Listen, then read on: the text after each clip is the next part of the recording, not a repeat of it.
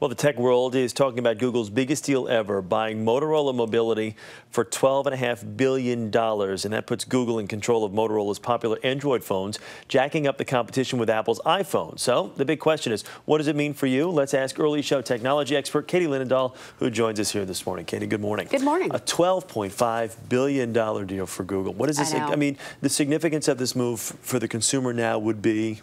Well, we know Google is one of the most powerful and influential companies, but also acquisitions of this nature for Google are not unheard of. Yeah. We've seen them in the past in a lot of their deals that you probably have heard of, YouTube, AdMob, and also Android. They have put a lot of money out there, but this, as you said, is their largest acquisition to date by 4 times. And what I think is interesting is Google is making a push into the hardware world.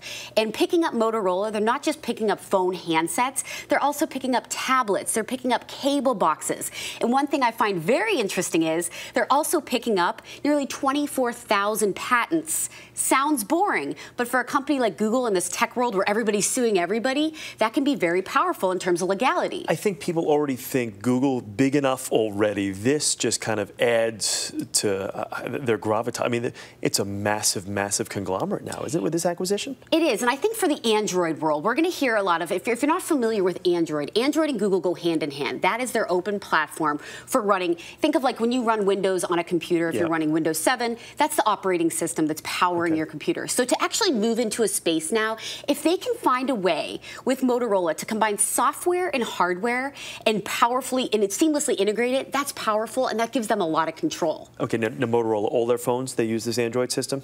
A lot of them do. There's actually about 22 different devices that they're currently powering off of Android. But I think where this becomes interesting is they're not the only manufacturer working off of Android.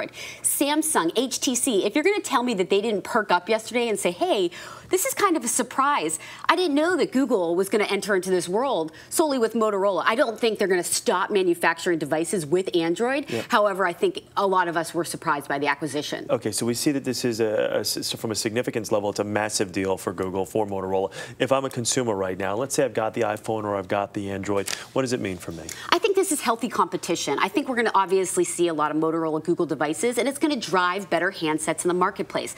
But I think what's really powerful as a consumer is we walk into a store and there's this barrage and influx of devices, so many to choose from.